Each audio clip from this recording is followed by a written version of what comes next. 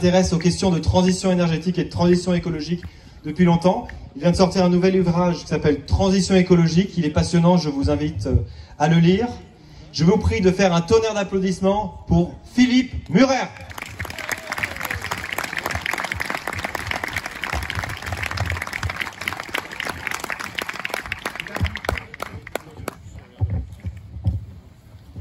Mes chers compatriotes, je ne vais pas que vous parler d'écologie parce qu'il y a d'autres mouvements importants en France, mais je pourrais en discuter aussi avec vous si vous voulez prendre un peu de temps après cette réunion. Pardon ? Micro.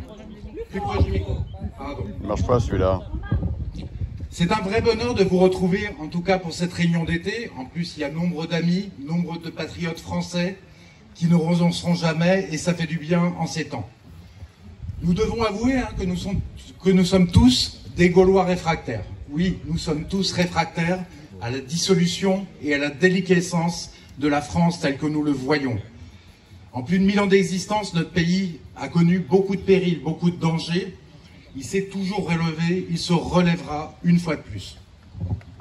Nous avons vécu une crise sanitaire catastrophique, gérée n'importe comment par le gouvernement Macron. Avec la crise sociale et économique qui vient, la France devient un pays polytraumatisé. Les maux de notre pays ne cessent de s'amplifier. Chômage de masse, précarisation, désindustrialisation, école à l'abandon, flux d'immigration continu et manque d'assimilation.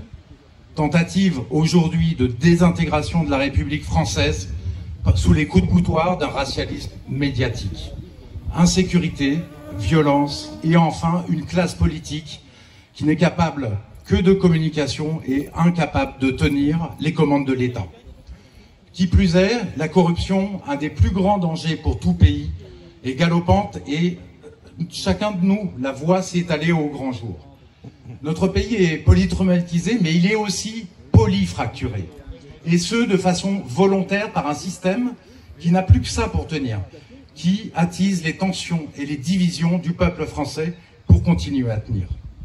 En fait, nous sommes à la fin d'une période, d'un règne, d'une idéologie qui roule vers l'abîme. C'est le dépassement des nations par le supranational, le sans-frontiérisme en tout domaine, l'ultralibéralisme qui n'est que le pendant économique de l'individualisme, le prétendu progressisme qui déracine les individus en prétendant les libérer. Nous subissons la mondialisation sauvage, la destruction de notre État-nation, les flux d'immigration de peuplement, des individus fragilisés à tout point de vue. Un individu qui n'a pas d'enracinement, qui n'a pas de frontières, qui n'a pas de pays, ne peut qu'être fragile. La phrase de Gramsci sied à merveille à cette fin de cycle. Le vieux monde se meurt, le nouveau monde tarde à apparaître, et dans ce clair-obscur surgissent les monstres. Nous le savons, la France a déjà connu cette trahison des élites qui laissent la nation sans défense et le peuple désemparé. Toujours dans l'histoire de France, des personnages providentiels ont sauvé notre pays. Pendant la guerre de 100 ans, ce fut Jeanne d'Arc, fille du peuple, donnant souffle et espoir et combattant à la bataille d'Orléans avec les soldats. Ce fut le point de départ de la défaite des Anglais et de la reconquête du pays. En juin 1940, la majorité de la classe politique française s'abandonne à la capitulation face à l'Allemagne. Charles de Gaulle part à Londres pour continuer la bataille. Un mois plus tard, rappelons-nous, 80% des députés de gauche, du centre et de droite votent pour donner les pleins pouvoirs au maréchal Pétain, donnant ainsi le coup d'envoi de la collaboration d'élite politique française avec l'Allemagne nazie. N'oublions jamais cela, Charles de Gaulle sentit vainqueur de l'histoire contre toute la classe politique de cette époque. De Gaulle et ses hommes, la résistance française, sauvèrent ainsi l'honneur de la France. Le peuple de France s'est toujours relevé de ces douloureux épisodes. Ce sera encore le cas cette fois. La nouvelle trahison vient de loin. La France est trop petite, nous disait une droite orléaniste incarnée par Valéry Giscard d'Estaing. La France est coupable, nous disait une certaine gauche qui voulait faire supporter au peuple français le propre poids de son infamie de 1940. Ce n'est pas à nous de supporter cette infamie, c'est eux et cette oligarchie qui a voté pour les pleins pouvoirs et la capitulation. Ces mots, pour dénigrer la France, avaient un objectif: faire accepter coûte que coûte aux Français de plonger dans les bras de l'Union européenne et de renoncer à leur nation. Marie-France Garot le pressentait en écrivant le discours de l'appel de Cochin en 78. Tout nous conduit à penser que derrière les mots et le jargon des technocrates, on prépare l'inféodation de la France, on consent à l'idée de son abaissement. 40 ans plus tard, cette vision est évidemment prémonitoire. Le gouvernement n'a plus aucun pouvoir et chaque jour, une scène de théâtre se rejoue devant nos yeux. Des hommes politiques font semblant de gouverner le pays, d'essayer de sortir de l'ornière dans lequel il est tombé, alors qu'ils ont abandonné presque toute souveraineté au commissaire de Bruxelles. Pour relancer l'économie française après la crise sanitaire, il faut ainsi payer une rançon de 100 milliards d'euros à Bruxelles pour pouvoir en avoir 40 milliards pour nous. Et certains osent appeler cela un plan de sauvegarde de la France. En nous privant de patrie, en nous privant de notre roman national, de notre histoire, de notre culture, de notre identité, ces dirigeants essayent de nous affaiblir, de nous priver de la grande famille qu'est la France. Ce bloc-là, dont je vous parle, c'est un des grands piliers de tous ceux qui aiment profondément la France. Il regroupe les problèmes de flux d'immigration, de perte d'identité, d'insécurité grandissante, de fracturation de la communauté nationale. En privant la France d'emploi, avec un modèle économique et social destructeur depuis 40 ans, ces prétendues élites mettent en danger la vie de millions de familles françaises. Quel choix pour les jeunes aujourd'hui? Pédaler pour amener des repas à quelques privilégiés, rouler dans un VTC pour un salaire de misère en tant qu'auto-entrepreneur, et pour ceux qui ont la chance, travailler dans une grande entreprise qui n'est gouvernée que par et pour la finance. Pour les plus vieux, c'est l'angoisse du chômage post-50 ans et de jamais atteindre la retraite. La médiocratie est en marche, elle est en marche partout, non seulement au sein des élites politiques, mais parfois au sein des élites économiques. Et ceux qui travaillent dans le privé savent parfois ce dont on parle là-dessus. Le problème économique et social, la possibilité d'avoir un revenu pour vivre ou survivre, est forcément un pilier fondamental de notre projet politique. Aujourd'hui apparaît une bouée de secours d'un système incapable de délivrer un résultat positif. Ils ont choisi l'écologie. Pourquoi? Parce que c'est une idéologie vierge et ils espèrent que ça sera leur nouveau souffle. En fait, c'est un nouveau soufflet de communication qu'ils veulent nous imposer. Leur écologie aura bon dos, elle permettra au système de vous dire: ne vous plaignez pas de voir votre niveau de vie baisser, d'être parfois déclassé, vous sauvez ainsi la planète. C'est le message que vous entendrez.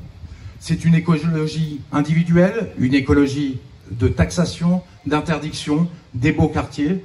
Elle permet d'isoler les riches des grandes villes, des banlieues et des périphéries, tout en fournissant d'ailleurs aux plus aisés une bonne conscience.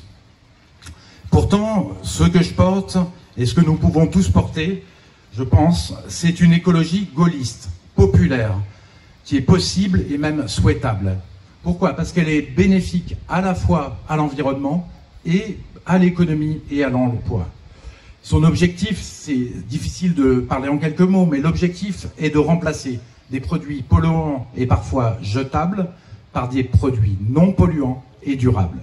Et cela sans faire baisser le niveau de vie de chacun.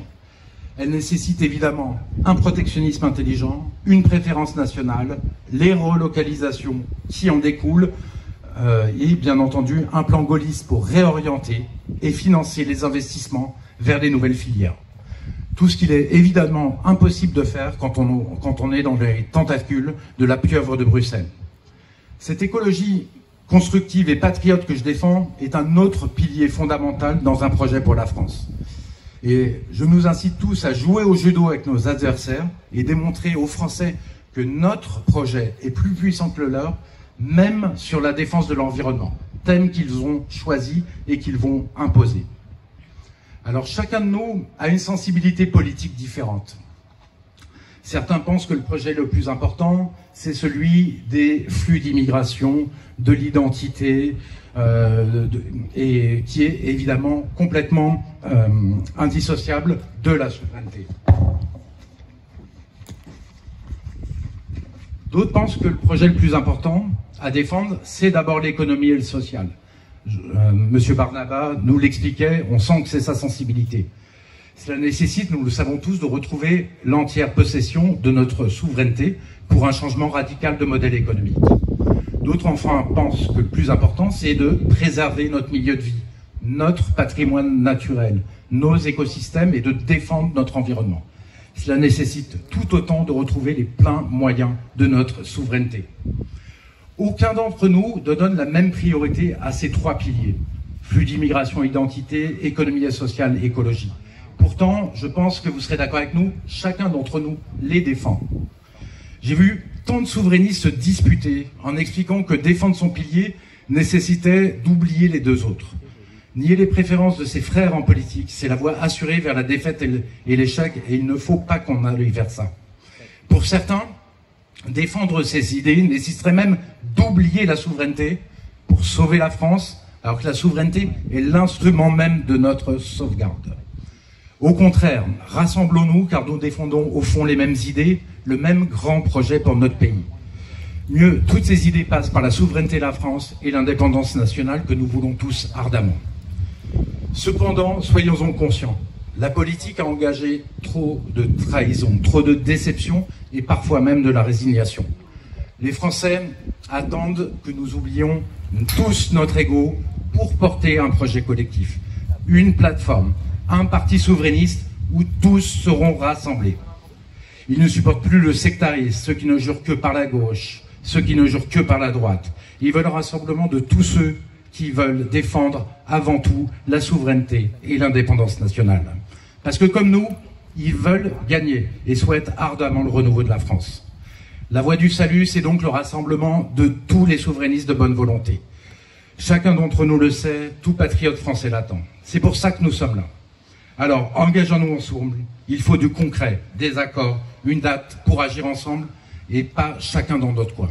Il nous faut travailler, mener ensemble le combat des idées et nous engager ensemble dans les prochaines élections. À ces conditions, nous avons une chance de gagner et nous donnons une réelle chance de gagner à la France. Vive la République et vive la France!